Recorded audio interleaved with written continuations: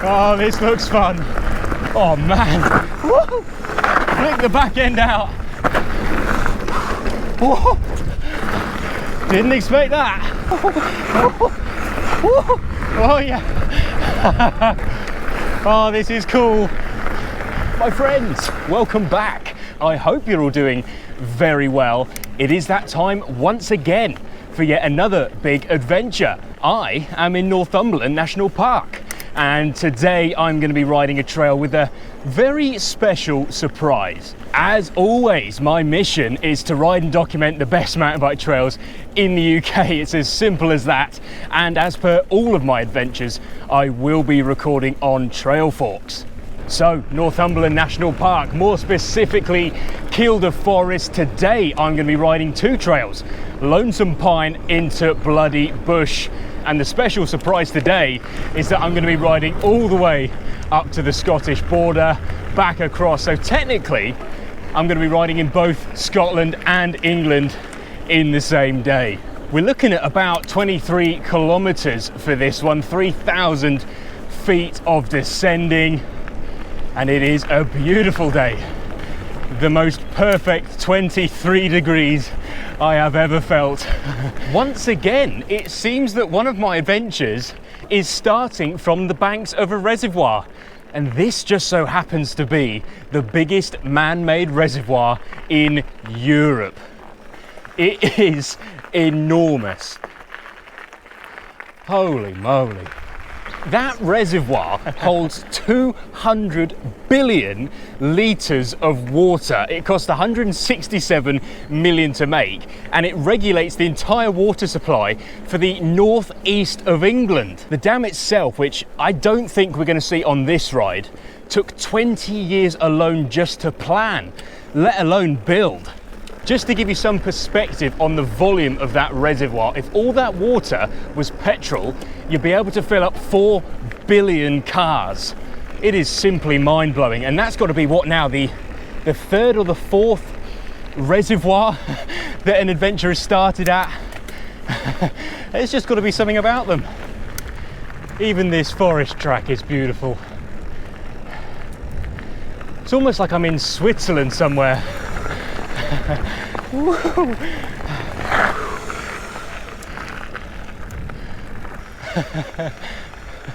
I haven't even started riding the trail yet. I just keep stopping for views like this. That is amazing. Now this is actually my second attempt at riding this trail. I came up about 2 weeks ago to ride this exact loop. And if you're like me, you might have various different weather apps and you compare all the different metrics from one another.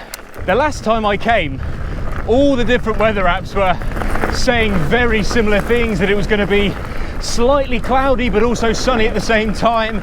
It turned out to be like a scene from the Deathly Hallows. Whoa!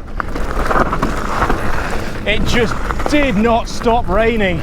I sat in the car park for maybe about an hour and a half waiting for it to blow over, and it never did.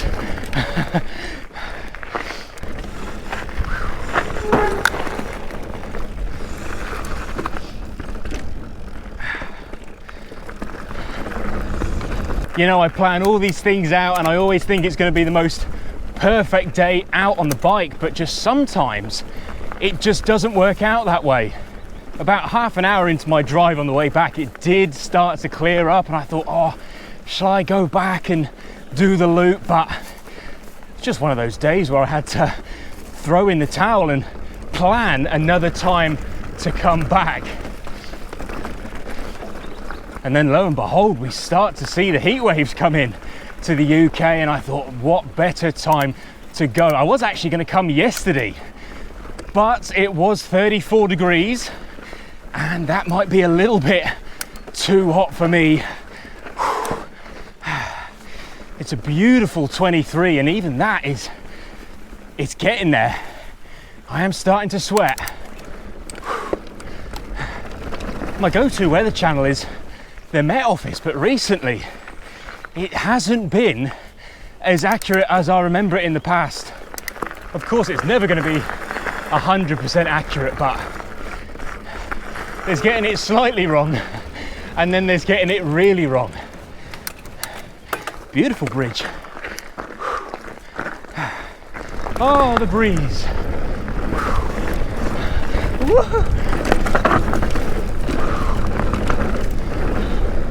That's nice.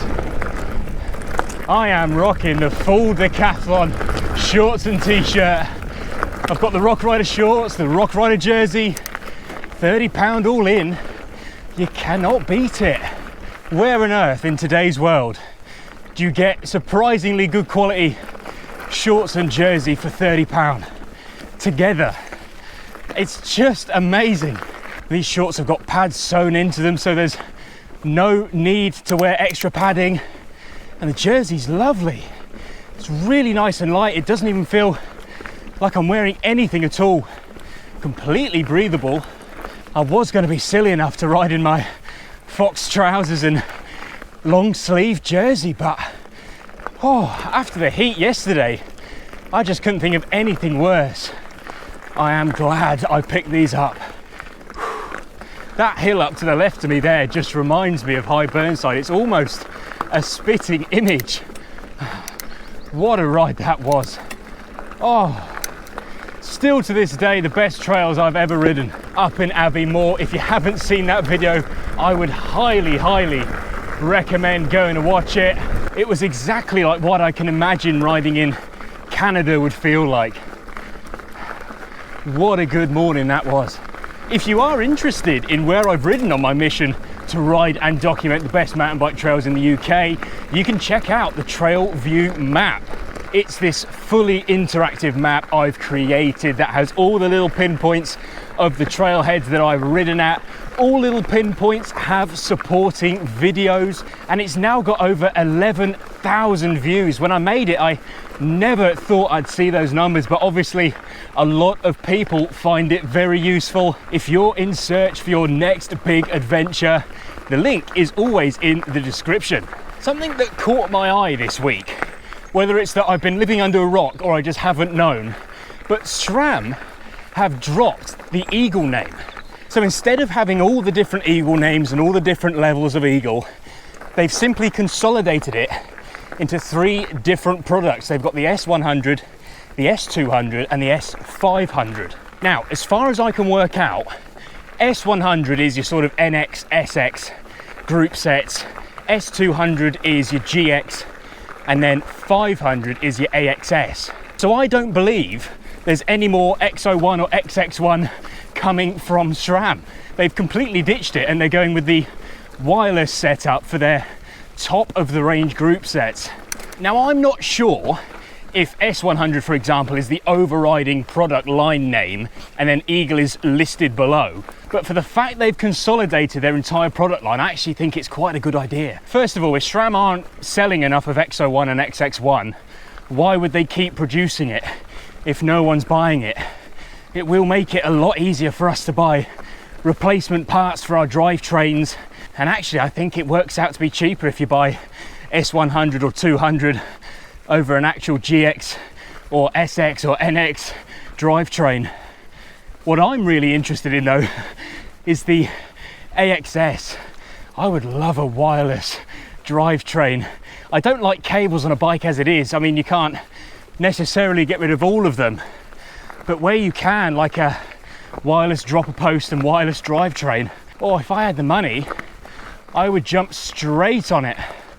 I love a clean cockpit, and actually mine at the moment isn't as clean as I would like it to be. I do have to bleed my brakes soon, so maybe that's an opportunity to tidy up the cables, but without a shifter cable, without a dropper cable, you are left with 2 cables.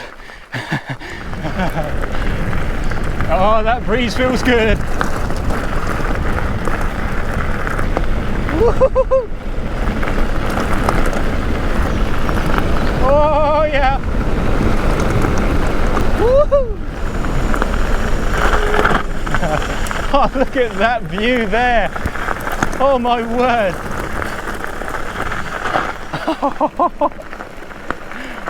That is unreal. Ah, this is quite a shame actually. Up here at Kielder they have the longest boardwalk section of any trail centre here in the UK, but because summertime's approaching and it was built 15 years ago, they have decided now that it is time to give it a bit of a refurbishment.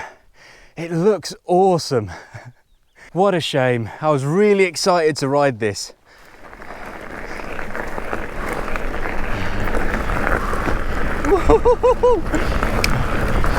Oh yeah.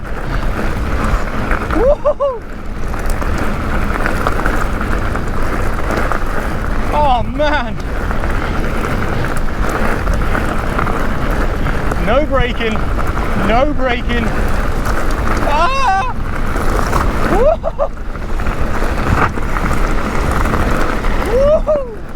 Oh yeah.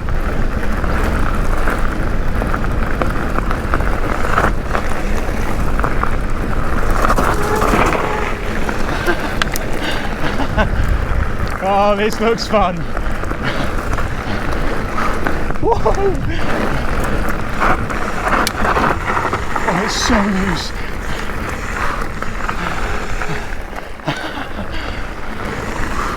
Yes.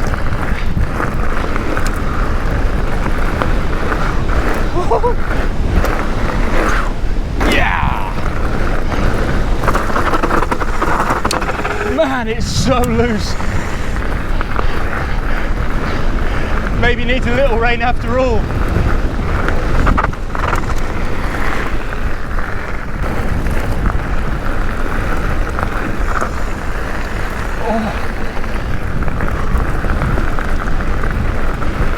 Oh yeah.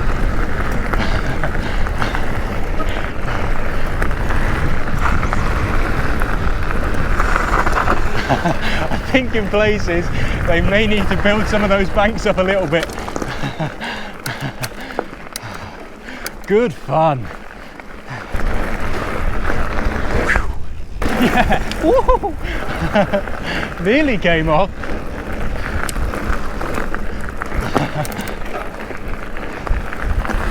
Woo.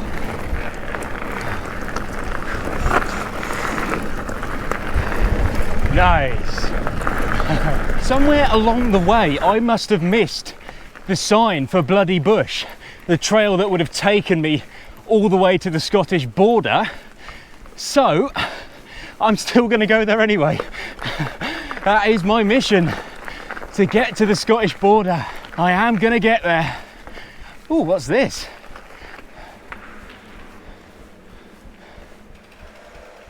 Ah, Northumberland National Park is the darkest area in the UK, and you get hundreds of people coming up here to stargaze and see planets like Jupiter and Saturn, just simply because there is no light pollution at all. As it turns out, I've lied to you all. I cannot access the Scottish border, and I found out why. The access to Bloody Bush was actually up where the boardwalk section was, and because that's shut, I can't access that trail to take me to the border. What I will say is that this loop I've done takes you pretty close, and I've met some Scottish people, so that is good enough for me. In other news, it is all downhill from here. Oh yeah. Whoa. Didn't expect that.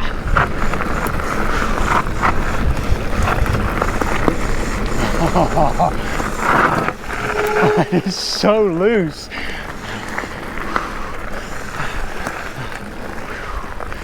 Nice.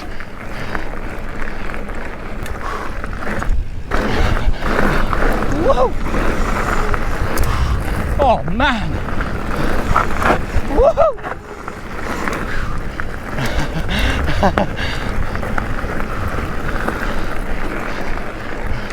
Oh, this is cool.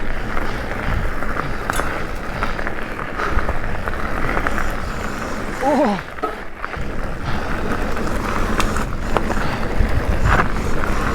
Whoa.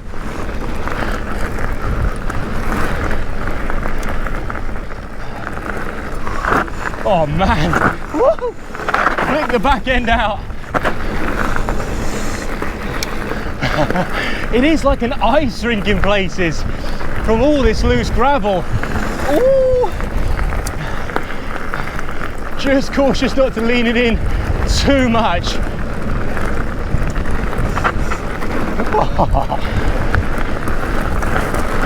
Oh, it flows.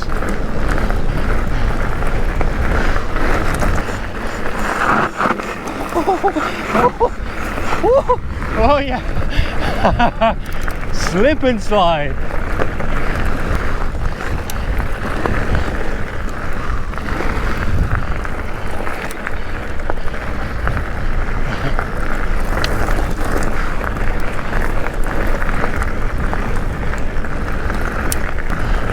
Oh yeah.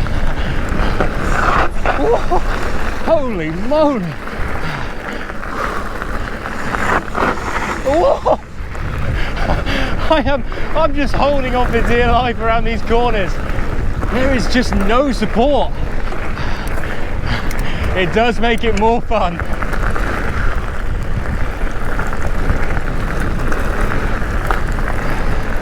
Oh, this is just awesome.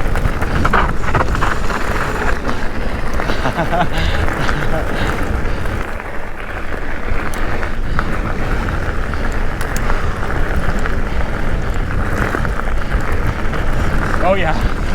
Whoa.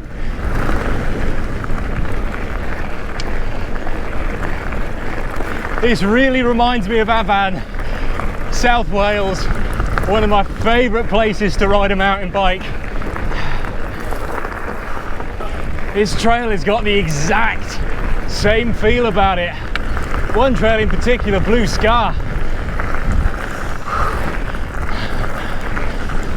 Whoa.